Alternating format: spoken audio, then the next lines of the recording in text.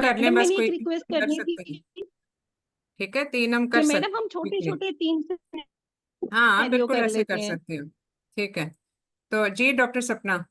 Madam मैं scenario बता दूं। ठीक है। जी जी बता दीजिए। Ma'am age 30, married since 5 years with hmm regular cycle, complain of hmm primary infertility for 5 years. Hmm, On examination, there is 20 week size mass, okay. Hmm, and on ultrasound, there is fibroid with hydrosalpinx. Fibroid with hydrosalpinx. जी ma'am ये scenario हमें sir Rashid ने दिया था। आपने scenarios कुछ दिए थे फाइब्रोइड और इनफर्टिलिटी में से हमें प्रैक्टिस अच्छा करने के लिए, अच्छा तो उनमें से ये एक है सिनेरियो। अच्छा, चलें ठीक है, तो शुरू करें इसको। जी जी ma'am. Ma'am, after hmm getting mutual introduction and building the repo, I will confirm the details provided in the scenario and then will complete my missing biodata and take the focus history regarding the presenting company. I will ask for her name, education, occupation, her last menstrual period, and then I will ask the couple, is it the first marriage of both the partners? Is it a cousin genius marriage? For how long they are living together? And what about their coital frequency per week? Are they experiencing any coital difficulty? After that, I will ask her about any about the detailed menstrual history. As I have already asked the last menstrual period, her age of menarche, her cycle in terms of length, duration, the menstrual flow in terms of number of pads used per day, any flooding or passage of clots, any history of dysmenorrhea, hmm dyspareunia, intermenstrual or postcoital bleeding, any history of foul smelling, abnormal vaginal discharge with fever, feeling of mass or lower abdominal pain, any contraception they hmm have used before, and any history of pap smear done before.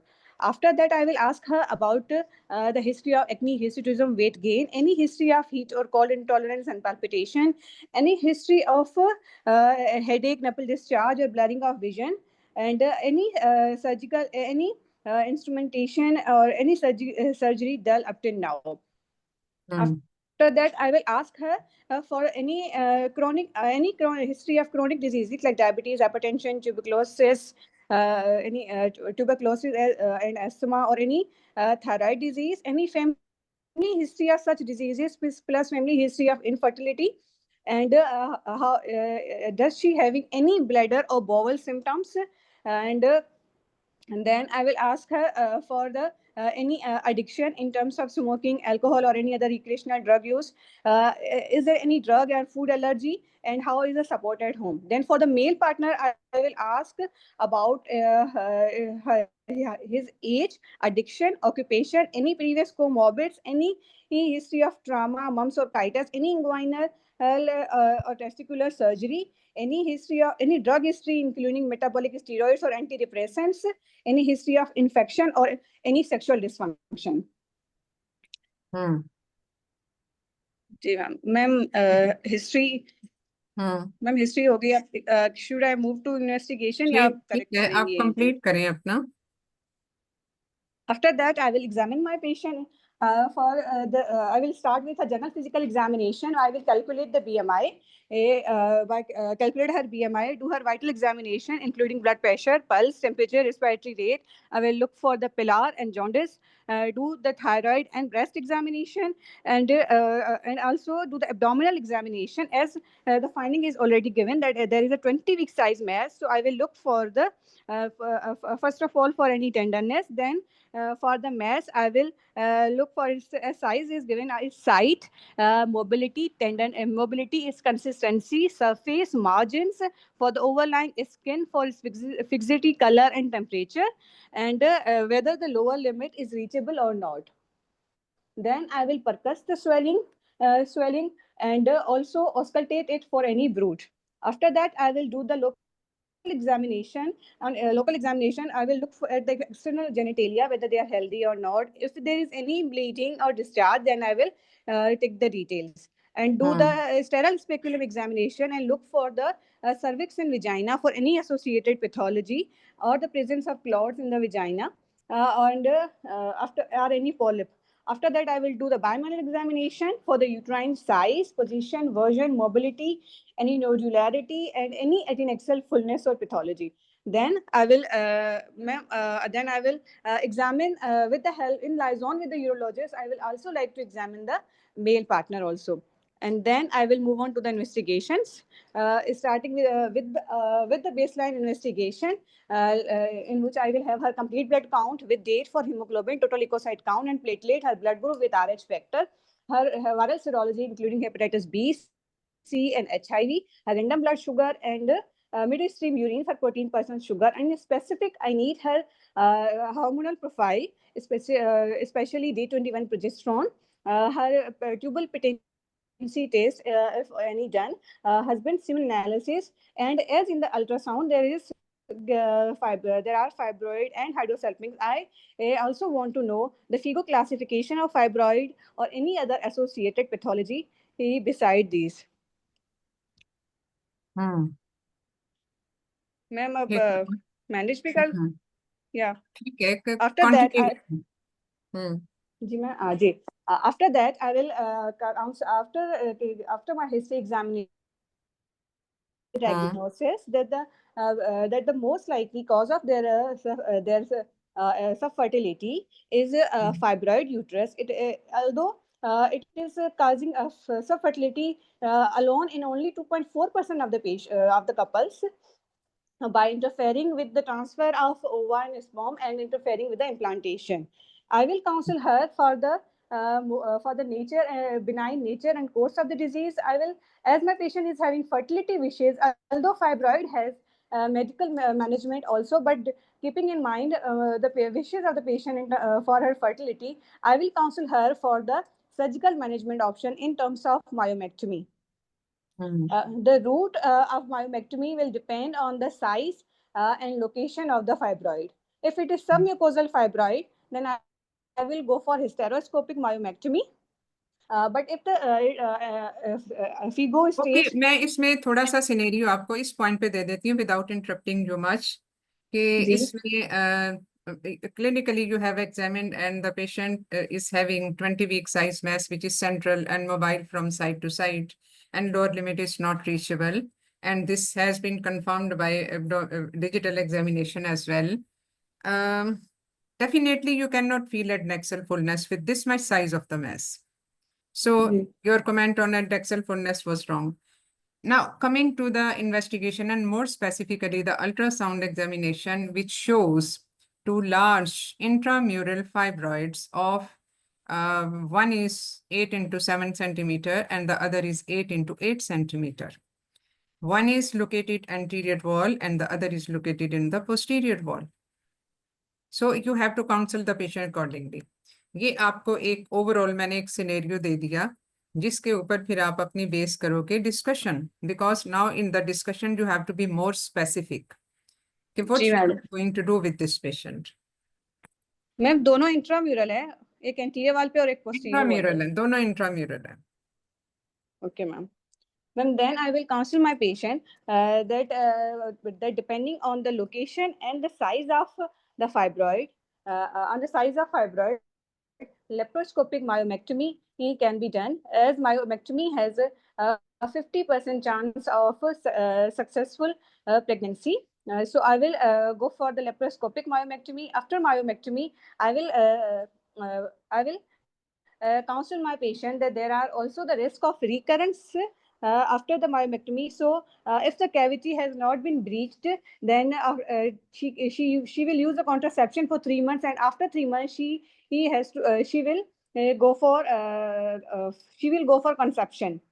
But if the cavity एक और information मैं इसमें add कर दूं कि ये दोनों intramural fibroid जो हैं, these are basically touching the endometrium as well without much distorting the cavity, but these are touching the endometrium. Touching the endometrium. Ma'am, then as the fibroids are also touching the endometrium cavity, then there are chances of cavity to be breached. So after the surgery, I will counsel my patient to use a contraception for at least 6 months, and then try for the conception if they do not use anything before, or any assisted method of contraception before. तो आपका ये case discussion खत्म हो गई। Ma'am उसके बाद इसको हाइड्रोसेल्फिंग्स भी था सिनेरियो में। मैडम As- पूरे सिनेरियो में yes ma'am, then I will हाइड्रोसेल्फिंग्स गए जी, नहीं। ठीक है, कंटिन्यू करें सपना। जी ma'am, as my patient is also was also having the hydrosalpinx, so I will also confirm it at the laparoscopy. If the hydrosalpinx was confirmed, then I will also go for the bilateral salpingectomy, as it will interfere with her future fertility also. After that, after the surgery, I will counsel her for the in vitro fertilization, which is a laboratory procedure in which we collect the egg and sperm from the couple and mate it in the laboratory, and then after 48 hours, we put it into the womb and do the give the luteal support and do the pregnancy test after 2 weeks. Okay, finished. After that, I will give my patient the patient information leaflet, which has all the information written, the hospital contact number, and will thanks the patient. Okay. तो हमारे जो बाकी audience हैं, would they like to comment on this history examination investigation and the further ma'am मैं बोलूं? Ma'am इसमें ना जो लेप्रोस्कोपी का है, one by मैं बता रही हूँ सदफ। one by one? मैं बोलूं मैडम मैं बता रही हूँ सदफ। मैम इसमें ना जो लेप्रोस्कोपी का है तो ये मोर देन 5 सेंटीमीटर है, तो फिर ये हम इसको लेप्रोस्कोपी के लिए तो नहीं इसमें प्रेफर्ड होगी, इसमें तो ओपन मायोमेक्टमी करेंगे।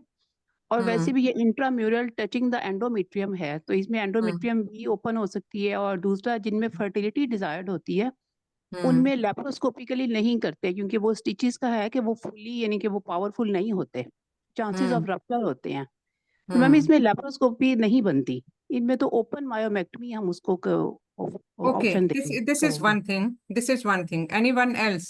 मैम मैं बोलती हूँ उसमें इसमें जो है ना, जैसे कि हाइड्रोसेल्पिनिक्स है तो पहले तो ये होता है कि हमें बाकी सारी कॉजेज रूल आउट करनी होती है। मायोमा उस तरह से फर्टिलिटी जो है ना डिस्टर्ब नहीं कर रहा होता है। तो जो हाइड्रोसेल्पिनिक्स है उसकी पहले लेप्रोस्कोपिक क्लिपिंग होनी चाहिए और फिर उसको कंसेप्शन के लिए जो है ना हमें टाइम देना चाहिए।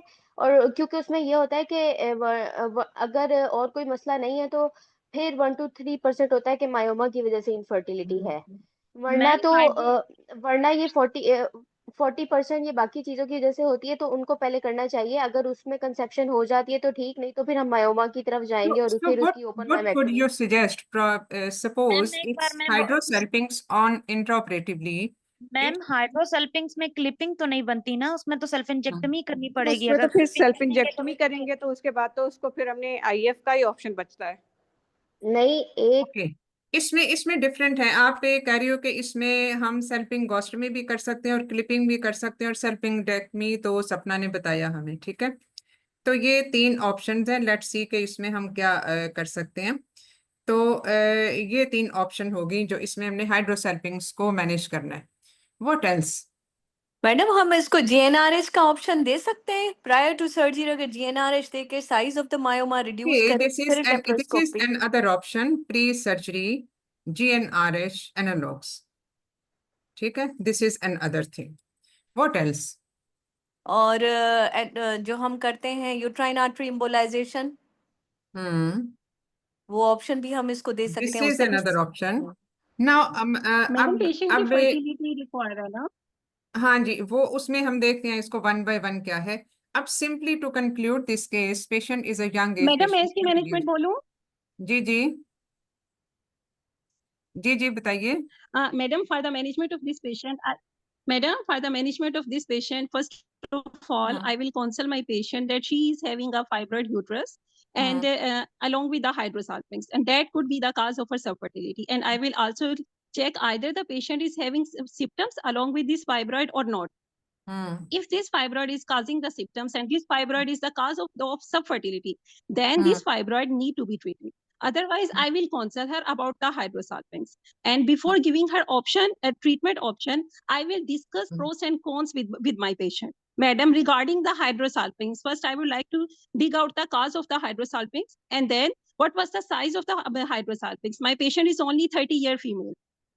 I will first I would like to know what was the size of hydrosalpinx and either the repair is possible or not.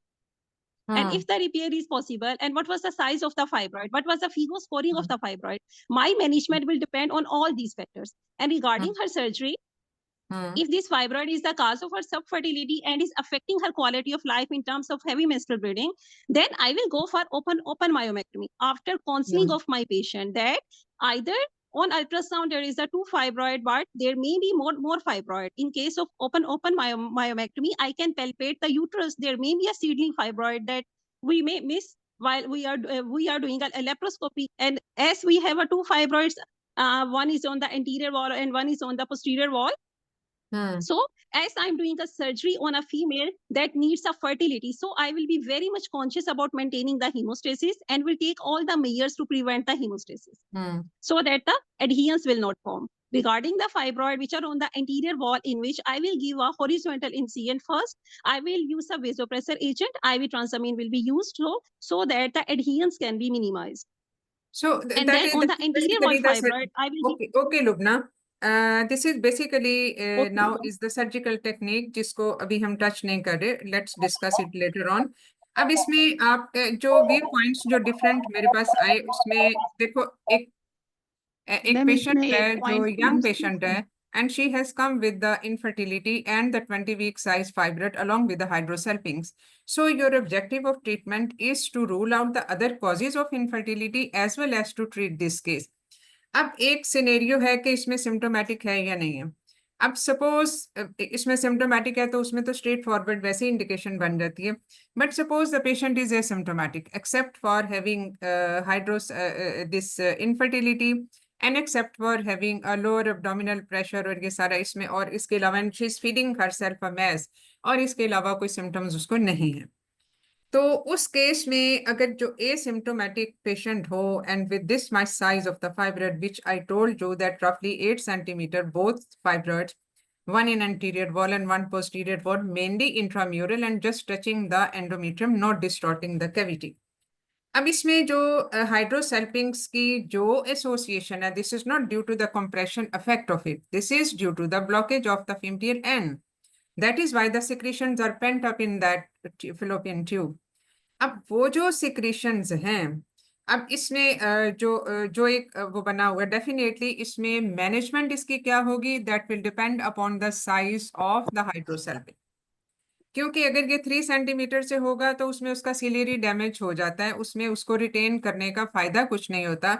And before going for salpingectomy और clipping you have to look at the other tube as well. ये बहुत जरूरी है. बाल दफा single tube भी होती है, कुछ पेशेंट्स में कंजेनिटली एब्सेंट 1 ट्यूब होती है जो हमें नहीं पता होती है, पेशेंट ऐसे ही कंसीव भी कर रहा होता है. So always have a look on the other tube before deciding for the treatment of that hydrosalpinx, which will again depend upon the size of the hydrosalpinx.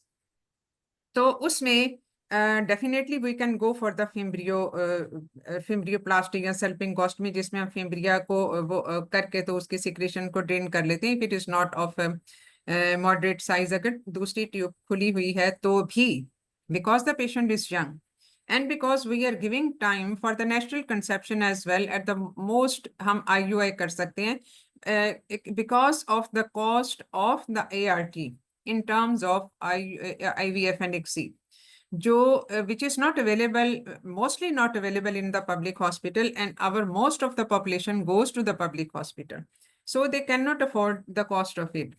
लेकिन उसमें अगर पॉसिबल हो तो हम हमेशा सर्जिकल ऑप्शन पे जाते हैं in a young patient, young age patient जो है उसमें, और प्रोवाइडेड के उसमें कोई उस तरह से सर्जिकल कोमॉर्बिडिटी ऐसी नहीं है तो साइज उसमें डिपेंड डेफिनेटली करेगा.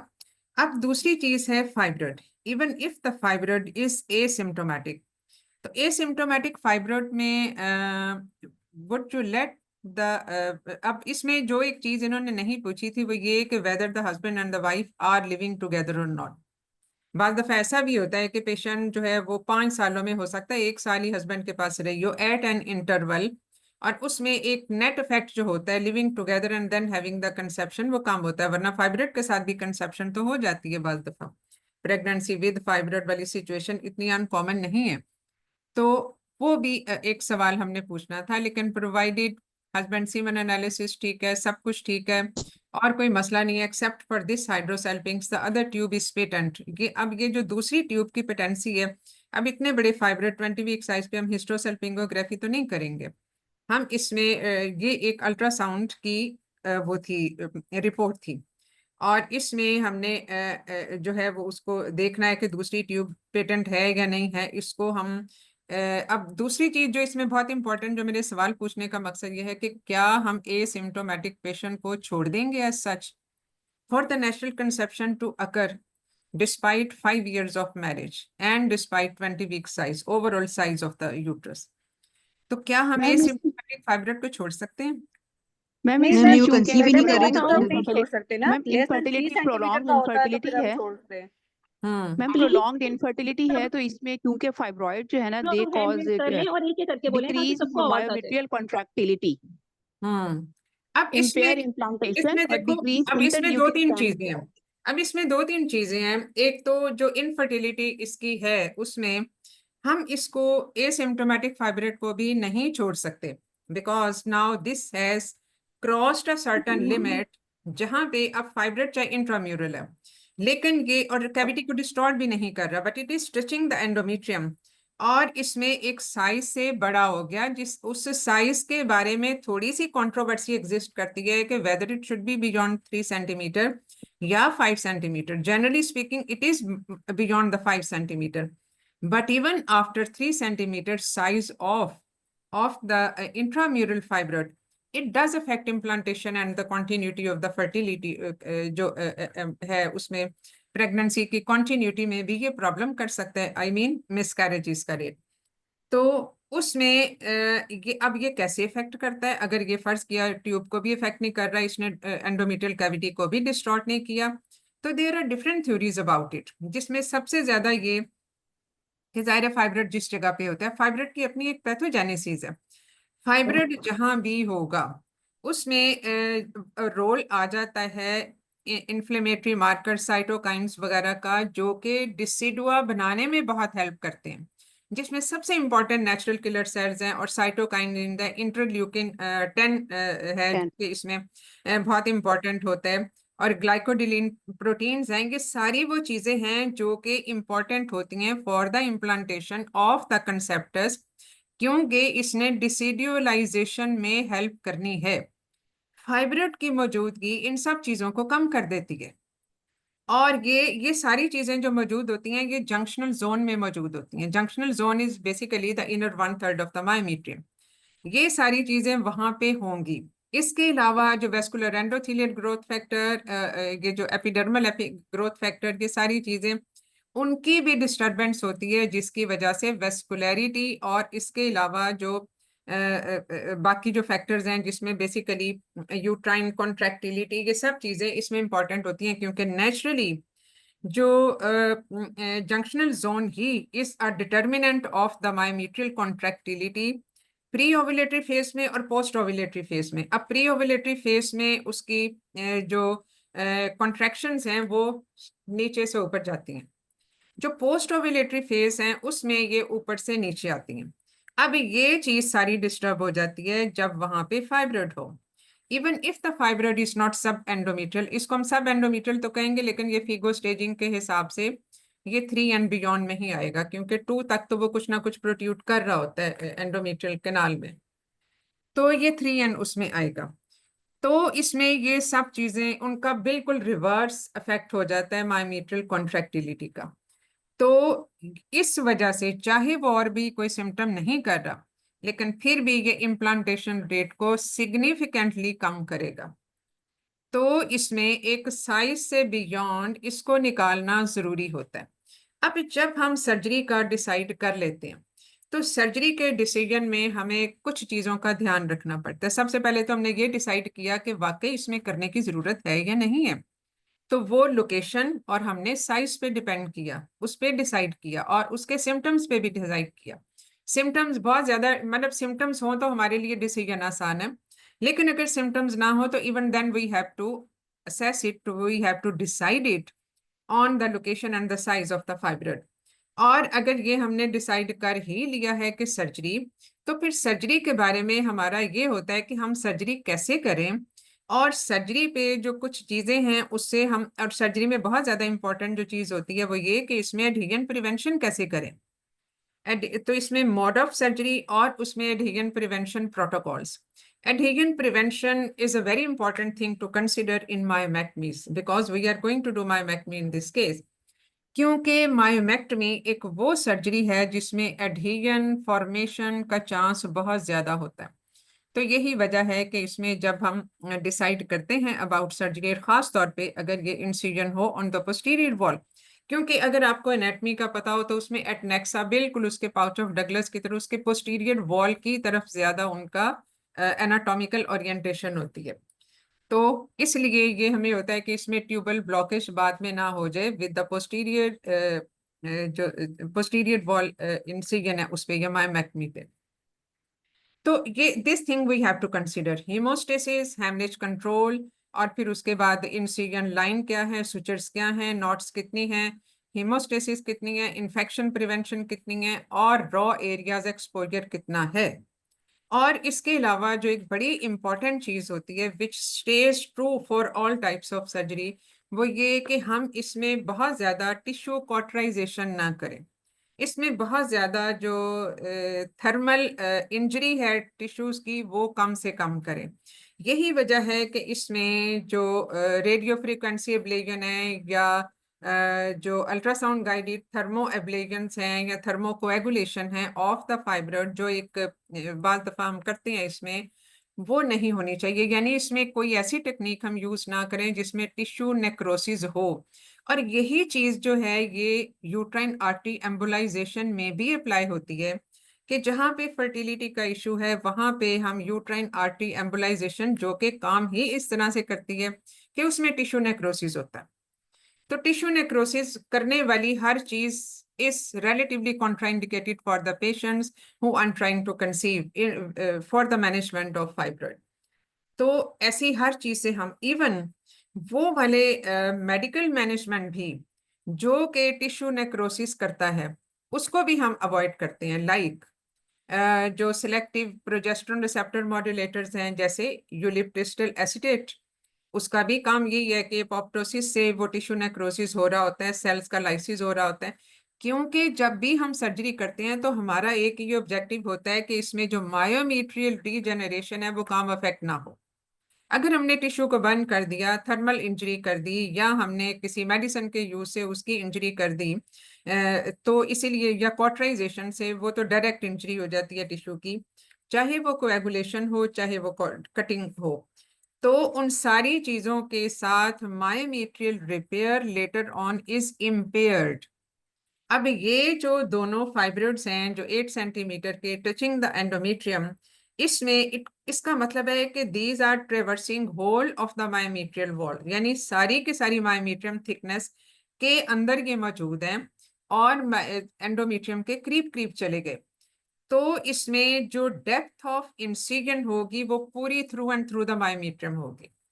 ऐसी चीज जिसमें हम इसमें इस तरह का जो बहुत डीप फाइब्रोइड हो, ये डीप फाइब्रोइड है जो कि मायोमीट्रियम तक गया, एंडोमेट्रियम तक गया होगा, इसमें probably laparoscopic surgery will not be a suitable choice.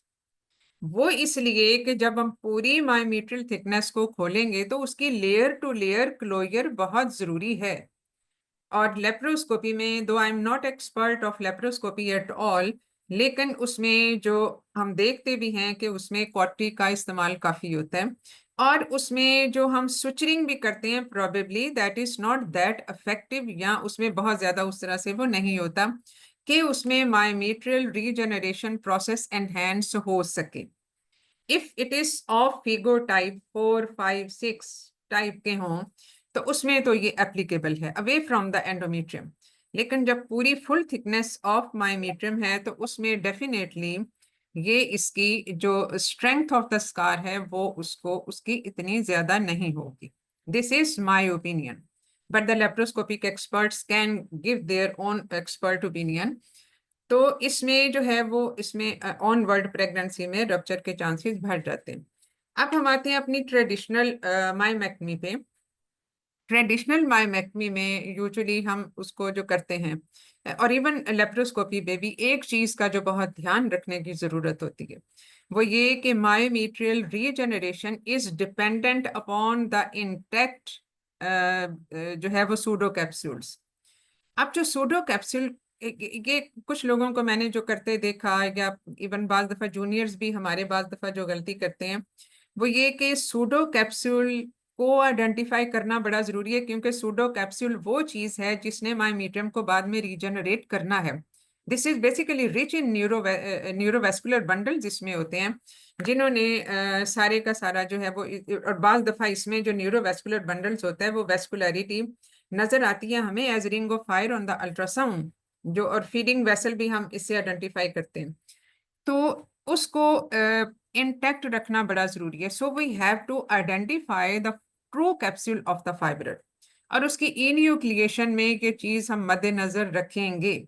अब हम जो ट्रेडिशनल करेंगे हम इसमें ये वाली चीज सारी इंसिजन, अब इसमें एक चीज जो और होती है ना for the adhesion formation prevention, वो ये कि आप इंसिजन छोटा दें।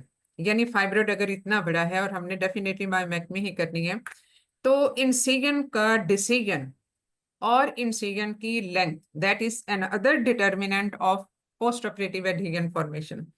और उससे बचने के लिए अब जाहिर है जितना बड़ा फाइब्रोइड होगा उसकी वेस्कुलरिटी उतनी होगी, उसका इंसिजन हमें उतना ही बड़ा देना पड़ेगा, वरना वो एक्सटेंड हो जाएगा इंसिजन खुद ब खुद ही जब आप उसको इन्यूक्लिएट कर रहे होते हो।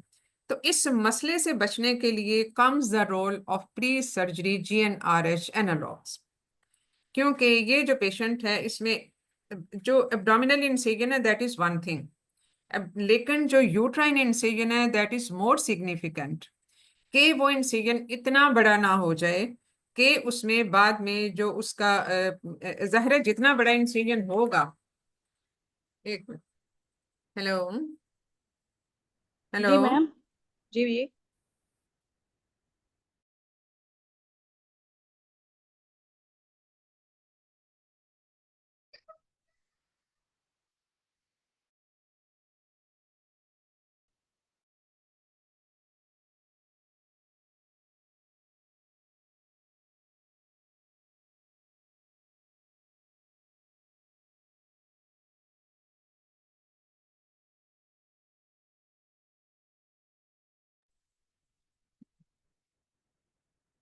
तो हम बात कर रहे थे इंसिजन की, ठीक है। तो इंसिजन को छोटा रखने के लिए, बिकॉज जितना बड़ा इंसिजन होगा उतने ही ज्यादा सुचर्स यूज होंगे, उतनी ही ज्यादा फॉरेन बॉडी रिएक्शन होगा, उतना ही जो है उसमें जो है वो इन्फ्लेमेशन, पोस्ट ऑप इन्फ्लेमेशन और एडहेजन फॉर्मेशन के चांसेस ज्यादा होंगे। तो उसके लिए GnRH एनालॉग्स का रोल आ जाता है, जो हमें प्रैक्टिस करना चाहिए इसमें। तो उसमें जो है ये एक चीज होगी। अब इसमें ट्रेडिशनल की हम बात कर रहे थे कि इसमें हम फिर उसको इन्यूक्लिएट करके then we stitch the layer, stitch the basically that cavity enucleated space जो होता है उसको हम लेयर बाय लेयर वो स्टिच करते हैं, taking care of the blood loss. अब उसमें जो हेमरेज प्रिवेंशन वाली बात है, जो मायोमेक्टमी के तौर पे यू नो मैनी थिंग, कि इसमें हम जो वो टॉनिक अप्लाई करते हैं वो भी है, वेजोप्रेसिन का भी इस्तेमाल कर सकते हैं हम, मीजोप्रोस्टॉल भी कर सकते हैं, इवन ऑक्सीटोसिन भी कर सकते हैं to keep the uterus contracted. तो ये बहुत सारी चीजें हैं जो अभी हम मतलब आपको पता ही होंगी, इसको हम अभी डिस्कस नहीं करते। तो आपने लेयर टू लेयर उसका वो करना है। और इसमें जो इसका जो सुचर यूज होता है वो जिसका फॉरेन बॉडी रिएक्शन कम हो, जिसमें ज्यादातर मोनोफिलामेंट्स आते हैं ऑफ मतलब इसमें बहुत मोटे सुचर आपने यूज नहीं करने होते, एंड द मिनिमम नॉट्स। यही वजह है कि इसमें ज्यादातर एक्सेप्ट कि हमने किसी ब्लीडिंग वेसल को रोकना हो वहां पे तो हम एक सिंगल सुचर लगा के उसको टाइट कर देते हैं, अदरवाइज इसमें हम कॉन्टिन्यूस सुचर के तौर पे, ताकि मिनिमम थ्रेड्स हों। और इसमें इवन बार दफा ये भी कि हम इसमें सब म्यूकस आई मीन के जो उसका सिरोजा का लेयर है उसमें बिल्कुल जैसे हम सब कुटेनियस लगाते हैं उस तरह से भी लगा सकते हैं, ताकि उसका एक्सपोजर कम से कम हो। और बाकी जो एडहेजन प्रिवेंशन डिफरेंट प्रेपरेशंस होती हैं, जेल्स वगैरह होती हैं डिफरेंट, वो भी हैं। We can put 100 cc saline in the peritoneal cavity after the surgery is over। Haemostasis को सिक्योर करना बहुत जरूरी होता है, क्योंकि जहां पे भी ब्लड होगा एडहेजन फॉर्मेशन तो जरूर होंगे। तो ये है इसमें, और इसमें ज्यादा, और दूसरा चीज ये कि GnRH एनालॉग सिर्फ उसको कम ही नहीं करती साइज को, क्योंकि अगर आप 2-3 हफ्ते पहले भी दे दें सर्जरी का तो उसका साइज में सिग्निफिकेंट फर्क पड़ जाता है। तो इसलिए उसको देना फायदेमंद ही होता है। इसके अलावा उसकी जो वेस्कुलरिटी होती है, वेस्कुलरिटी भी अफेक्ट होती है by giving GnRH analogue, but we should always take care कि हमने पेशेंट को बताना होता है time of the surgery, and you have to take care कि इसमें अगर आपको अंदाजा हो कि जो नॉर्मल मेंस्ट्रुअल साइकिल में ब्लड फ्लो कितना होता है, पेल्विक ब्लड फ्लो कितना भर जाता है, तो this should be done after the periods are over, within the next 2 weeks after the periods are over, ताकि उसमें वो जो एक pre menstrual increase blood flow है वो वाली चीज इसमें मसला ना करे। तो ये हैं सारी चीजें जो कि उससे रिलेटेड हैं। Uterine artery embolization is out, all thermocoagulation things are out. इसमें ये भी आप कर सकते हो कि 3 से 6 महीने के लिए आप ओरल GnRH एनालॉग से दें, the patient is trying to buy some time, या उसको थोड़ा सा लेट उसको करना है तो वो भी आप कर सकते हो। that will not affect the basically the type of the tissues of myometrial repair में उसमें later on कोई मसला नहीं होता, because that usually knock down the estrogen जो GnRH एनालॉग्स है। अब GnRH एनालॉग्स ओरल या इंजेक्टेबल देने का एक और भी फायदा होता है, वो ये कि इसमें ईस्ट्रोजन के लेवल बहुत कम होते हैं, और oestrogen is a promoter of inflammation, क्योंकि ईस्ट्रोजन जब भी ज्यादा होती है तो वो थोड़ा सा इन्फ्लेमेशन रिस्क को बढ़ा देती है, तो उसके ये तकरीबन मल्टी मॉडल इफेक्ट्स हो जाते हैं। तो ये हो गया जो उसके साथ हमने करना है। So we will basically, if we are going to do this surgery right now, तो उसमें हमारी जो है इसका जो ट्रेडिशनल वाली मायोमेक्टमी है वो that will be a better choice. और उसके अलावा अगर हम GnRH एनालॉग से उसका साइज फर्ज के 50% कम हो जाता है, and that is now up to 16 या 16 वीक्स तक भी हो जाती है, उसका साइज 4 या 5 है, तो then you can proceed for abdominal laparoscopic myomectomy. अब इसमें ये है कि अगर बड़ा फाइब्रोइड हो तो उसमें लेप्रोस्कोपी में करते हुए एक तो टाइम बहुत लगेगा, उसके अपने बेनिफिट सब अपनी जगह पे हैं, लेकिन जब इसमें आप टाइम के अलावा उसमें उसकी मॉर्सिलेशन करके निकालनी पड़ती है, और पीस बाय पीस मील उसको निकालना पड़ता है, जिसमें टाइम लगता है ज्यादा। तो इसलिए जो है वो इसको आप इसको थोड़ा सा उस हिसाब से भी जो है वो कंसिडर कर रहे होते हैं। तो I think we are over with this case now. इसमें बाकी जो कोमॉर्बिडिटीज होंगी, हीमोग्लोबिन कम है, हम उसको डिस्कस नहीं कर रहे, दैट इज एक नॉर्मल वो चीज है कि इसमें हमने सारा कुछ उसका करके तो फिर ही उसमें करना है। बट अब इन्होंने एक चीज बताई थी, Day 21 प्रोजेस्ट्रोजन, कुछ ही चीजें हिस्ट्री में भी थोड़ी सी एक्स्ट्रा थी, जो कि क्योंकि इसमें सब फर्टिलिटी की हिस्ट्री पूरी, कॉइटल रिलेशनशिप्स की हिस्ट्री, उसमें कोई एसोसिएटेड कोमॉर्बिडिटी की ऑन अ जनरल ग्राउंड, यानी अगर उसका पीरियड, अगर उसका साइकिल इरेगुलर है तो definitely some effect can be by the fibroids, but we have still to rule out the other causes, कि कहीं थायराइड डिसफंक्शन या वो चीजें और बाकी ऐसी कोई चीजें तो नहीं है, और फाइब्रोइड के अपने इफेक्ट्स वो भी सारे इसमें रूल आउट हमें करने पड़ेंगे, और इनफर्टिलिटी के बाकी फैक्टर्स भी। तो ये एक ओवरऑल है जो कि इसमें वो, बाकी एस्थमा और टीबी का मेरा नहीं ख्याल कि इसमें कोई ऐसी डायरेक्ट जो है वो कोई वजह बनती है। तो बाकी मैडम जो टीबी मैंने जो है वो हाइड्रोसेल्पिंग्स को देख के पूछा था। हाँ, लेकिन वो वन साइडेड है ना, वो हाइड्रोसेल्पिंग्स वन साइडेड में, और अगर पीरियड्स उसके रेगुलर हैं, कुछ और ऐसा मसला नहीं है, तो फिर प्रोबेबली कोई डायरेक्ट उसकी वजह नहीं बनती, और एस्थमा की तो खैर बिल्कुल नहीं बनती, चलो अगर हम टीबी को सोच भी लें कि ये है। और मैम ड्रग अलबत्ता ट्रीटमेंट हिस्ट्री इन्वेस्टिगेशन क्या उसने अब तक कराई, ये आपने जरूर पूछना होता है कि क्या क्या चीजें अब तक हो चुकी हैं, या हस्बैंड सीमन एनालिसिस हुआ हुआ है या नहीं हुआ हुआ, क्योंकि वो तो आप सर्जरी से पहले, क्योंकि ये काउंसलिंग में फिर आएगा, क्योंकि मैम हस्बैंड, हाइड्रोसल्फिंग्स का भी बता दें, इसमें अब इसका क्या करना था इस केस देखो में? हाइड्रो, ये हमने पूरा डिस्कस किया ना कि इसमें ये ऑप्शंस थी उसमें मैम हाँ जी।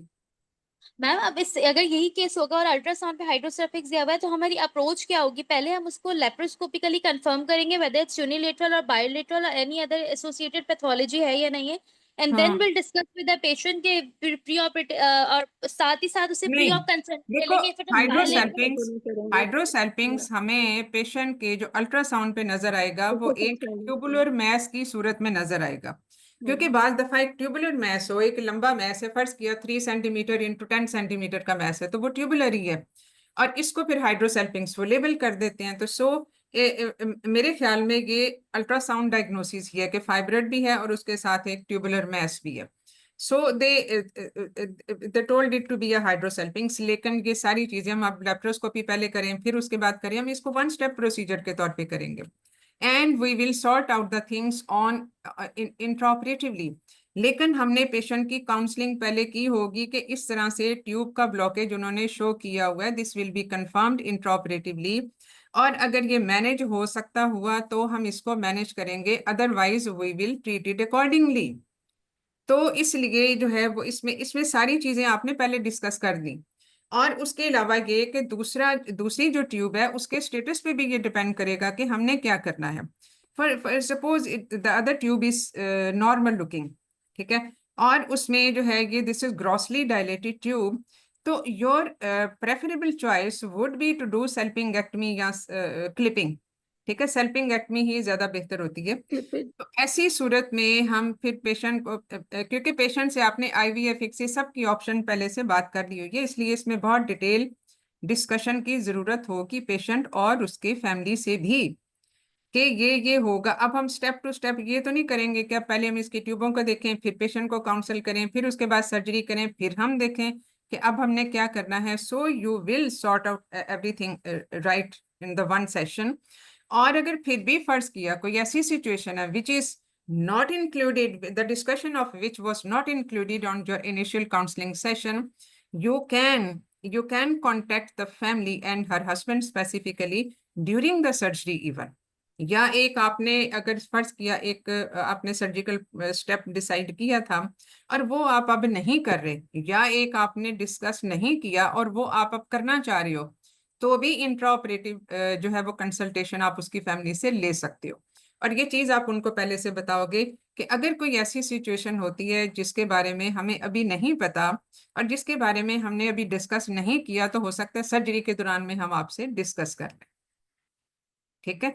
ये सारी चीजें आपने रीडेबल लैंग्वेज में, अंडरस्टैंडेबल लैंग्वेज में मरीज को बतानी है, डॉक्यूमेंट करनी है with the signature and sign, ये सब कुछ। मैम ड्यूरिंग मैडम सर्जरी मेरी हम भी डाई कोई टेस्ट क्वेश्चन करते हैं? हाँ जी, कर सकते हैं, कर सकते हैं। मैडम मैंने क्वेश्चन करना था। जी जी। अच्छा मैडम, ये जो हम ओरल जीएनआरएच एंटागोनिस्ट दे रहे हैं, एलागोल या एगोलेक्स, ये हम कितने ड्यूरेशन के लिए देते हैं, और इससे भी क्या उतना ही साइज रिड्यूस होता है जितना जीएनआरएच जो हम इंजेक्शन लगा रहे इसमें होते हैं डेफिनेटली सोलाडेक्स का? जीएनआरएच में तो 4 हफ्ते लगते हैं ना, आपने इंजेक्शन दे दिया, जी लेकिन मैडम, मुझे लगता है कि ऐसे ही। 2-3 हफ्ते के बाद आना शुरू हो जाता है, और इसको लगाया जाता है preferably in the luteal phase of cycle, यानी पीरियड से पहले। अब ये जो जीएनआरएच एनालॉग जो ओरल प्रेपरेशन है, एलेगुलिक्स वगैरह, तो इसको कम से कम आप 6 महीने देंगे तो वो वाला इफेक्ट अचीव होगा जो एक इंजेक्शन से हमने अचीव कर लिया 3 हफ्तों में। तो definitely that is a long term therapy, तो तब कहीं जाके उतना ही इफेक्ट अचीव होगा जो एक इंजेक्शन से हमें अचीव हुआ। सही। और दूसरा मैडम मेरा ये क्वेश्चन था कि intra operatively how we will identify this is a false capsule and this is a true capsule, और फिर हम उसकी प्लेन में जाके हम जो है वो ये तो मायोमा को बेटा निकालेंगे। एक्सपर्टीज की बात है, क्योंकि इसमें देखो जो फॉल्स कैप्सूल होता है ना वो उतना डेंस, अब जब आप जीएनआरएच एनालॉग लगाते हैं ना तो फिर इसमें मुश्किल आती है, जी क्योंकि मैडम, वो बार तो फिर दफा बिल्कुल ही उसमें, disappear हो हाँ जाएगा। बार दफा उसमें ऐसा होता है कि जो फाइब्रोइड है वो सॉफन हो जाता है जीएनआरएच एनालॉग्स लगाने से। अब ये डिपेंड करता है जो फाइब्रोइड है उसमें कनेक्टिव टिश्यू कितना है और मायोमीट्रियल टिश्यू कितना है, मतलब जो मसल सेल्स, जो स्मूथ मसल सेल्स होते हैं वो। तो बाज फाइब्रोइड ऐसे होते हैं जो रैपिडली ग्रो भी नहीं बेसिकली कर रहे होते, वो बिल्कुल बहुत फर्म टू हार्ड टाइप के होते हैं जिनमें फाइब्रस टिश्यू बहुत ज्यादा होता है। उसमें फॉल्स कैप्सूल और ट्रू कैप्सूल्स को जो है वो उसकी डिमार्केशन बड़ी अच्छी होती है कि उसमें बिल्कुल वो ग्लिसनिंग सरफेस आ जाता है जो उसका ट्रू कैप्सूल का है। लेकिन जो फॉल्स कैप्सूल है, एक जो न्यू लर्नर्स होते हैं उनको ये लगता है कि ये कैप्सूल ही है, वो उसी में से डिसेक्ट करना शुरू हो जाती हैं, जबकि एक्चुअली वो कंप्रेस्ड मायोमीट्रियम होती है। तो उसको एक और लेयर नीचे जाके इंसिजन दे के एटलीस्ट यू कैन डिफ्रेंशिएट कि यहाँ पे एक्चुअली इसका उसको मजीद थोड़ा सा जहाँ पे आपको लगे कि इतना ये ग्लिस्निंग सरफेस नहीं है, तो वहां पे और इंसिजन दे के नीचे जाओ, आपको you will demarcate the shining glistening surface of the true capsule. लेकिन ये डिमार्केशन बाज दफा मुश्किल हो जाती है when we have given GnRH analogues, यहाँ जो पेशेंट जो लॉन्ग टर्म होते हैं। लेकिन उसके कुछ अपने ज़ाहिर प्रोज एंड कॉन्स हर चीज़ के हैं कि आपको छोटा इंसिजन देना पड़ा, अब ब्लड लॉस इतना ज़्यादा नहीं हुआ, ईस्ट्रोजन कम हो गई, इन्फ्लेमेटरी मार्कर्स कम हो गए, ये सब चीज़ें हैं जो हैं। तो उसमें भी फिर आपने बेनिफिट ऑफ डाउट रखते हुए उसको थोड़ा सा डीप इंसाइज करके तो फिर उसको जो है वो करें। ठीक है, ओके, थैंक यू मैडम। एक और अब क्वेश्चन था मैम कि मैडम ये जो यूलिप्रिस्टल एसीटेट है ये अवेलेबल है पाकिस्तान में? मैडम हाँ यूलिप्रिस्टल एसीटेट है, अवेलेबल है? आई थिंक एस्माया के नाम से होना चाहिए, जो 5 मिलीग्राम पर डे आप देते हैं फॉर 3 मंथ्स, और उसके बाद 1 महीने का वक्फा, कम से कम आप 4 कोर्सेज देते हैं। लेकिन ये कुछ अरसा पहले FDA ने विड्रॉ कर लिया था क्योंकि इसके लिवर पे इफेक्ट्स होते हैं। कुछ केसेस में ये लिवर फेलियर इसने किया, हत्ता के लिवर ट्रांसप्लांटेशन तक की नौबत आ गई। तो उस बेस पे इसको विड्रॉ कर लिया गया था, but this is one of the options. और इसको हम एक और पर्पस के लिए भी यूज करते हैं। किस पर्पस के लिए? मैडम इमरजेंसी कॉन्ट्रासेप्शन के तौर पे भी यूज करते हैं ना? इमरजेंसी कॉन्ट्रासेप्शन, इमरजेंसी कॉन्ट्रासेप्शन, ठीक है। एक्सक्यूज मी मैम, लेकिन एक मैडम क्वेश्चन डोज है। डिफरेंट होती है। डोज डिफरेंट होती है, वो हम 50 मिलीग्राम देते हैं जो इमरजेंसी कॉन्ट्रासेप्शन में देते हैं। इसमें 5 मिलीग्राम देते हैं पर डे, ठीक है, और 3 महीने से ज्यादा नहीं देते। और इसमें लिवर फंक्शन टेस्ट को मॉनिटर हम करते रहते हैं। और इसी तरह मैडम इसमें जो हीमोग्लोबिन तो 10 से माइफीप्रिस्टोन ज्यादा है, होनी चाहिए ना? हाँ जी, मैडम इसको देने से पहले पेशेंट की HP भी तो 10 से ज्यादा होनी हाँ वो मतलब वो सारी चाहिए चीजें ना? हैं ना, प्री ये रिक्विजिट जो था आपने सारे पूरे करने होते हैं, वो तो करने ही है ना आपने, क्या? ठीक है। मैम एक क्वेश्चन है। मैम जी जिस तरह जी, इस पेशेंट में एंटीरियर एंड पोस्टीरियर फाइब्रॉइड है ma'am, both the thank you sides madam. Endometrial cavities will be open, तो मैम फिर नहीं पोस्ट जरूरी नहीं ऑपरेटिवली है, जरूरी नहीं है, देखो जरूरी नहीं है। अब क्या ये एडवाइजेबल है कि आपने इंटीरियर फाइब्रोइड को निकाला, फिर एंडोमेट्रियल कैनाल ना खुली उसके साथ, लेकिन फिर आप इंटेंशनली एंडोमेट्रियल कैनाल को खोलो इंटीरियरली, फिर उसकी पोस्टीरियर वॉल में इंसिजन दो और फिर वो फाइब्रोइड उसके थ्रू निकालो? क्या ऐसा है? नहीं मैडम। हाँ, फिर क्या करेंगे? मैडम हम एंटीरियर वॉल वाले जो इंटीरियर वॉल का फाइब्रॉइड है उस पे तो हम हॉरिजॉन्टल इंसिजन देके इंटीरियर वॉल निकालेंगे। जो पोस्टीरियर वॉल वाला फाइब्रॉइड है उस पे तो हम वर्टिकल इंसिजन देके पोस्टीरियर वॉल वाला फाइब्रॉइड निकाल हाँ, देंगे। पोस्टीरियर हम वॉल का कैविटी के पोस्टीरियर अंदर से तो इंसिजन बिल्कुल से नहीं निकालेंगे, निकालेंगे। चाहे हमें पता है। लेकिन ऐसे केस में हम फिर कोशिश करेंगे कि इसका साइज पहले हम कम कर लें, जहाँ पे पोस्टीरियर जी वॉल का मेनली पोस्टीरियर वॉल फाइब्रोइड है, ताकि उसमें कम से कम इंसिजन दें, कम से कम सुचर्स हो, कम से कम सर्जिकल डैमेज हो, ठीक है। उसमें उतनी ही फिर कैविटी हमें बंद नहीं करनी पड़ती और उतनी ही सर्जिकल एक्सटेंट और सर्जिकल मॉर्बिडिटी कम हो जाती है। So ma'am these are the cases ma'am जिनमें सपोज अगर वाकई किसी इंडिकेशन होती है GnRH लगाने की। मैम मैम एक सपोज क्वेश्चन अगर किसी केस में ना जी जी, ओपन हुई है एंडोमेट्रियल कैविटी, हाँ हाँ, तो मैम उसमें पोस्ट ऑपरेटिवली एडहेरेंट प्रिवेंशन के लिए हम उसमें कोई हाँ ट्रीटमेंट या कोई वो देते हैं कर सकते हैं। हार्मोनल देखो ट्रीटमेंट? अगर एंडोमेट्रियल कैविटी ओपन हो गई और आपने फिर उसको रिपेयर भी करना, ठीक है। एंडोमेट्रियल जो है वो बाज दफा ऐसा भी होता है कि इन्यूक्लिएट करते हुए हो सकता है थोड़ी सी एंडोमेट्रियम को भी डैमेज हो अगर वो कैविटी ओपन होगी। क्योंकि बाज दफा अगर हम उसको उसके कैप्सूल को उस तरह से, अब उसके ऊपर false capsule will be all around, बात उसके आइडेंटिफाई करने की होती है। अगर आप फॉल्स कैप्सूल के को बचाते हुए जाओगे तो एंडोमेट्रियल कैविटी नहीं खुलेगी। लेकिन अगर एंडोमेट्रियल कैविटी खुल गई तो ऐसी सूरत में उसका एंडोमेट्रियम का रिपेयर भी जरूरी है। लेकिन चूंकि उसमें एडहेजन के चांसेस हो सकते हैं, तो वहां पे आप इंट्रा यूट्राइन फिर जो कुछ जेल्स वगैरह होती हैं जो कि हम इसमें डाल सकते हैं इंट्राऑपरेटिवली, या फिर बाकी जो चीजें हम जो एशरमैन सिंड्रोम वाले पेशेंट्स में भी हम करते हैं वो सारी हम कर सकते हैं कि फॉलिस कैथेटर रख लें, IUCD रख लें। ये सब चीजें हैं जो हम इसमें प्रैक्टिस कर सकते हैं। लेकिन इन चीजों की ज्यादा जरूरत वो तब पड़ेगी जब हम हिस्टेरोस्कोपिक मायोमेक्टमी करेंगे, क्योंकि उसमें भी आप और उसमें जो है वो 0-1 तक की तो हिस्टेरोस्कोपी वन स्टेप प्रोसीजर हो जाएगा। जो 2 वाला है, जो फिगो 2 है, उसमें फिर आपको 2 स्टेप में करना पड़ेगा। पहले उसका आधा हिस्सा निकालते हो, फिर वो दूसरा हिस्सा जो है वो प्रोट्रूड करता है कैविटी में, तो फिर उसको निकालते हो। एक में करोगे तो वो डैमेज बहुत ज्यादा होगा और उसमें यूट्राइन रप्चर के चांसेस होते हैं, लेकिन एडहीजन के चांसेस तो हमेशा ही होते हैं। इसी वजह से इसमें कोल्ड कोएगुलेशन जो है वो यूज की जाती है रादर देन डायथर्मी वगैरह, क्योंकि उसमें इसके जो टिश्यू डैमेज है उसमें कम से कम होता है और उसमें इंट्रा यूट्राइन एडहीजन जो है वो कम बनती है। लेकिन उसमें ये सारी चीजें यूज कर सकते हो जो अभी मैंने बताई है।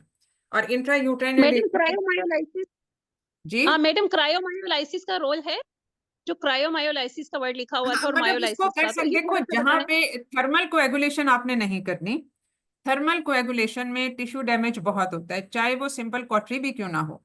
यही वजह है कि आम सर्जरीज में भी हम कॉटरी को कोशिश करने, खास तौर पे जब हम यूट्राइन सर्जरी कर रहे हैं, कि उसमें हम कॉटरी का इस्तेमाल कम से कम करें। एक हेलो, ये waste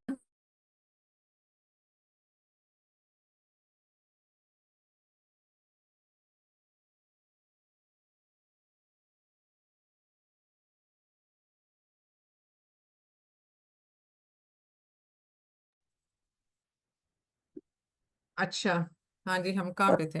ma'am I have a question. हाँ जी, मैम बाकी हमारे सिनेरियो फिर कहाँ रह गए भाई? अभी तो हम पहले केस से ही नहीं निकले। मैम मेरा एक क्वेश्चन है।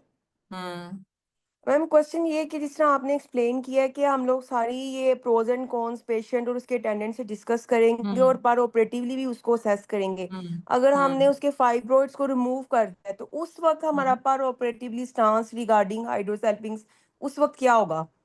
क्या हम देख रहे हैं कि उसका बेटा साइज यही इतना है, यही तो उसको यही तो निकालेंगे कि उसी हाँ, सेटिंग में? उसी सेटिंग में ये है कि हमने मायोमेक्टमी तो करनी ही है, उनके सारे प्रोज एंड कॉन्स हमने मरीज को बता दिए, यानी उसकी इवन कॉम्प्लिकेशन भी हम मरीज को बताएंगे। ये ना हम मायोमेक्टमी करें और 3 महीने बाद जब हमने हिस्ट्रोसल्पिंगोग्राफी कराई तो उसमें ट्यूबल ब्लॉकेज आ जाए और मरीज हमारे सर पे सवार हो जाए। ठीक है, ये तो हो सकता है ना, ये हम पहले से उसको बता चुके होंगे कि ये कॉम्प्लिकेशन हो सकती हैं, लेकिन अगर हम नहीं करते तो ये मसले हो सकते हैं। So mostly the patient go for the option of doing surgery. लेकिन ये है कि अब चूंकि इसमें दूसरा मसला भी मौजूद है, तो आफ्टर डूइंग मायोमेक्टमी फिर हम उसको रिव्यू करेंगे अबाउट, क्योंकि देखो जो इतना बड़ा फाइब्रोइड है, अब हमें नहीं पता कि उसका exact relationship with the fallopian tube क्या है। हो सकता है कि उसका जो है वो पार्शियल ट्यूबल ब्लॉकेज हो, but with the addition of the fibroid compressing on to the fallopian tube, वो इफेक्ट ज्यादा हमें मार्क्ड नजर आया on ultrasound. Definitely she need review of the condition intra operatively, जो हमने मरीज को पहले बता दिया।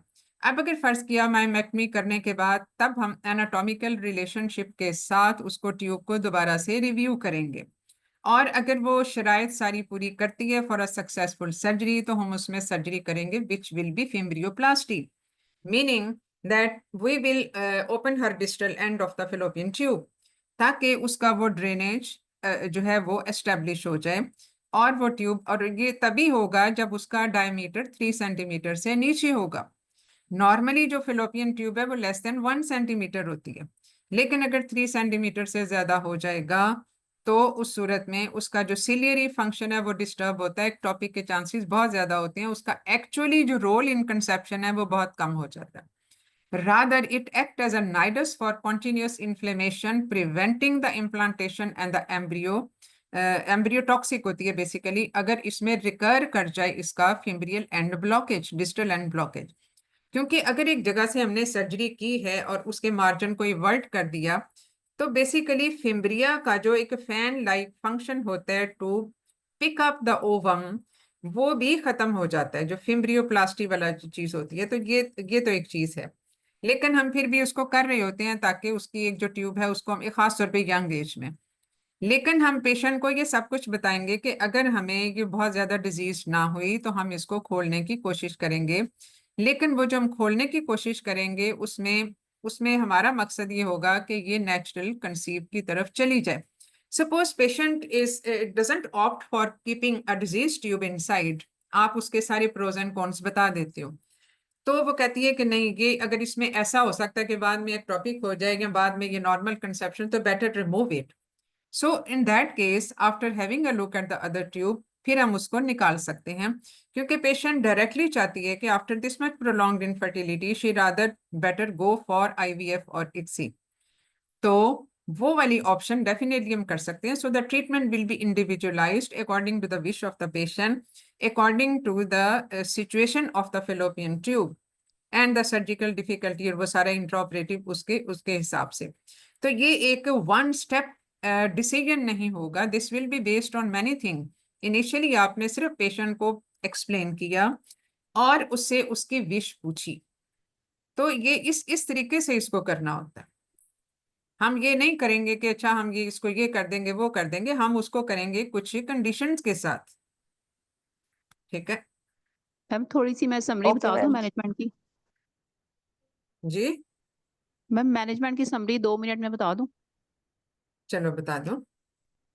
मैम इसमें I will offer support to the patient and explain her that she has dual pathology of hydrosalpinx and the fibroid uterus, and she has prolonged infertility of 5 years. After explaining, and I will explain her all the implication and of the all these pathologies, and after the implications of all these pathologies and on future effect on the fertility and the treatment options. First, the treatment option for the hydrosalpinx, I will explain that as it is unilateral, and if it is more than 3 centimeter, then it will affect the cilia function, and keeping that inside you after there is it will not benefit for her, but increase the complication like ectopic. And if during the surgery, as it's a fibroid is a large size, so better option will be open myomectomy, keeping all the pre-op preparation for the surgery, anesthesia, fitness, देखो and WHO surgical नहीं, checklist. मेरी बात सुने बेटा, इसमें आप straight forward ये ना बोलें, ये तो हमने डिस्कशन के पॉइंट ऑफ व्यू से किया ना, pros and cons all that, लेकिन आप ये ना बोलें उसमें फिर ये कहें कि लेप्रोस्कोपी और laparotomy what ever competence level is available. ठीक है, इसको हमेशा स्पेस छोड़ना चाहिए। मे बी जो आपके सामने एक्सपर्ट बैठा हो, मे बी जो आपके सामने एग्जामिनर बैठा हो, that person is very much expert in laparoscopic myomectomy. तो ये वाली, इसलिए हमेशा एक ऑप्शन सारी खुली रखनी चाहिए कि एग्जामिनर हो सकता है वो ट्रेडिशनल करने का आदि हो, आपने उसके लिए लेप्रोटमी बोल दी, हो सकता है वो लेप्रोस्कोपी का एक्सपर्ट हो, उसने आपने लेप्रोस्कोपी भी बोल दी। So both way it will work. तो उसमें डेफिनेटली एक डेफिनेट एब्सोल्यूट जो है ना वो रिमार्क ना दे, उसमें हमेशा ऑप्शंस खुली रखें। ठीक है मैम, लेकिन इनफर्टिलिटी में और ना गाइडलाइंस में है कि आपको लेप्रोस्कोपी मत वो हाँ, तो इसमें नहीं, उसमें वही है ना कि एक्सपर्टीज हो सकता है उस सेटअप में एक्सपर्टीज भी अवेलेबल है, लेप्रोस्कोप भी अवेलेबल है, कर लो। अगर हो सकता है उस सेटअप में लेप्रोस्कोप भी अवेलेबल नहीं है और जो है वो एक्सपर्टीज भी अवेलेबल नहीं है, तो फिर ओपन कर लो। दोनों ऑप्शन खुली रखनी चाहिए। ठीक है ma'am. After the surgery, I will post-op care of the patient, and then after that I will explain her about the contraception for according to the procedure. If laparoscopy for during 6 surgery में आप months, ये कह सकते हो कि keeping in mind the haemostasis और बाकी all the techniques, intraoperative techniques to minimise the adhesion formation. मतलब आपने अपना ऑब्जेक्टिव बता दिया ना कि मेरे ज़हन में ये है कि एडहेजन बन गई तो इनफर्टिलिटी फिर भी उसकी वहीं की वहीं रहेगी, क्योंकि ट्यूबें बंद हो जाएंगी। ठीक है, और उसमें ये भी एक नुकसान होता है कि अगर ओवरी भी उसके साथ एडेरेंट हो जाए, तो अगर आपने IVF फिक्स ही करना है तो ओवम पिकअप कैसे करोगे? उसकी असेसिबिलिटी भी तो जरूरी होती है, और इतने बड़े फाइब्रोइड के साथ तो ओवम पिकअप भी करना मुश्किल हो जाएगा। मतलब फाइब्रोइड निकालने के बाद तो अगर ओवरी उसकी पिछली उस पर जुड़ गई या नियर फंडस हो गई, तो उसमें तो not approachable by ultrasound, transvaginal ultrasound. तो वो भी एक चीजें होती हैं जो आपको फिर जहन में रखनी पड़ती हैं। मैम, तो इसमें 3 months के बाद वो ट्यूबल पेटेंसी टेस्ट भी करेंगे? अगर आपने ये सारा कुछ किया तो फिर कर सकते हो आप। जाहिर है आपने ट्यूब एक खोल दी और क्योंकि ये एक सर्जरी ऐसी है जिसमें एडहेजन्स बन सकती हैं। नहीं मैम, ट्यूब नहीं हो, लेकिन वो मायोमेक्टमी के बाद भी लिखा हुआ है अगर कॉम्प्लिकेटेड प्रोसीजर है तो फिर भी आप कर सकते हैं। वो मैं इसीलिए कह रही हूँ ना कि मायोमेक्टमी उन सर्जिकल प्रोसीजर्स में जो है जो कि एडहेजन फॉर्मेशन जिनमें बड़ी मैक्सिमम होती है। तो ठीक है। अगर आपने इसमें पोस्टीरियर भी इंसिजन दिया है तो ट्यूबें बिल्कुल जुड़ सकती हैं, आप उनको 3 मंथ्स के बाद आप करें, चाहे वो लेप्रोस्कोपी से करें, बल्कि लेप्रोस्कोपी से करेंगे तो सारा स्कार वगैरह की सब चीजें भी विजुलाइज हो जाएंगी, ज्यादा बेहतर होगा। ठीक है, ठीक है मैम। मैम पर उसके 3 मंथ यानी कि 6 मंथ्स का अगर लेप्रोस्कोपी है, फिर हम 6 3 मंथ्स मंथ्स के का बाद आप कर सकते कॉन्ट्रासेप्शन हैं, देंगे 3 मंथ्स के बाद आप कर सकते और हैं। फिर उसके बाद ovulation induction depending upon the patient fertility. हाँ, ओवुलेशन वो तो इंडक्शन फिर आगे से मजीद आगे चीजें चली जाती हैं ना, 10 मिनट में तो आप सिर्फ इतना ही डिस्कस कर सकते नो हैं। मैम पूछते हैं कि फिर उसके बाद क्या करेंगी, फिर क्या वो हाँ, थोड़ा सा ब्रीफली पूछती ठीक है, हैं। फिर ओवुलेशन इंडक्शन पे आप करो, फिर उसको ऑटो पे ना छोड़ो। ठीक है, यू विल ठीक है suppose tubes are okay after only मतलब follow फाइब्रॉइड वाले up। में, ओनली मायोमेक्टमी। ट्यूबल आपने वो सारा उसके जो पैथोलॉजी को भी मैनेज कर लिया, मायोमेक्टमी भी कर ली, उसके 3 महीने बाद हिस्ट्रो करवाई, उस पे ठीक है, ट्यूबिंग या लेप्रोस्कोपी करवाई, ठीक है, देन ट्राई ओवुलेशन इंडक्शन, क्योंकि फिर उसको आप ऑटो पे नहीं छोड़ सकते, मतलब उसमें ठीक वो भी है तो एआरटी का एक मेथड ही है ना, फिर आप उसको जरा फैसिलिटेट करें, और फिर उसके ठीक बाद अगला एक स्टेप आगे, एक स्टेप आगे, अगर ये इनिशियल स्टेप जो हैं वो अगर नहीं होते तो। लेकिन जो भी ओवुलेशन इंडक्शन दें फिर उसके साथ उसके अपने कुछ प्रोटोकॉल्स हैं। ठीक है, जो मेरा ख्याल है हम पहले भी एक लेक्चर में सारा डिस्कस कर चुके हैं। हाँ जी। ठीक है, मैम एक क्वेश्चन और है, हाँ अगर जी, इसमें ये 20 वीक साइज है, अगर हम वो करें तो हम इसको पहले यूरिटर लोकलाइजेशन के लिए हम पहले आईवीपी या इस तरह वो कुछ करेंगे। बेसिकली 60 अगर तो फ्रीली मोबाइल मैस हो तो वो एक परसिस्टेंट प्रेशर नहीं कर रहा होता, लेकिन 20 वीक साइज का मैस जो है वो लेटरल पेल्विक वॉल्स की तरफ जा रहा होता है, तो उसमें आप कम से कम अल्ट्रासाउंड पे सारा ये किडनी यूरेटर ब्लैडर ये सब चीजें जो है वो कर रहे हो। अगर फर्ज किया हाइड्रोनेफ्रोसिस नहीं है, हाइड्रोयूरेटर नहीं है, तो उसका प्रेशर इफेक्ट नहीं है। ठीक है, तो ऐसी सूरत में जो है वो आप उसको सिर्फ अल्ट्रासाउंड पे भी आप कर सकते हो, फिर इंट्रा वो आईवीपी वगैरह करवाने की जरूरत नहीं, अल्ट्रासाउंड इज इनफ। ठीक है, ठीक है, थैंक यू मैडम। चलो जी, अब बस 11:15 तो हो गए, तो थैंक यू इसमें मैडम। बाकी केसेस आपके फिर क्या उसका क्या करें? Ma'am next madam class next में में कर तो लें, करवाना। हाँ, मैडम नेक्स्ट क्लास में कर लें। चलिए फिर नेक्स्ट क्लास में कर लेंगे। ठीक है, ओके ठीक है, ma'am, thank Thank you you, madam. madam. Thank you madam. Okay. Thank you madam.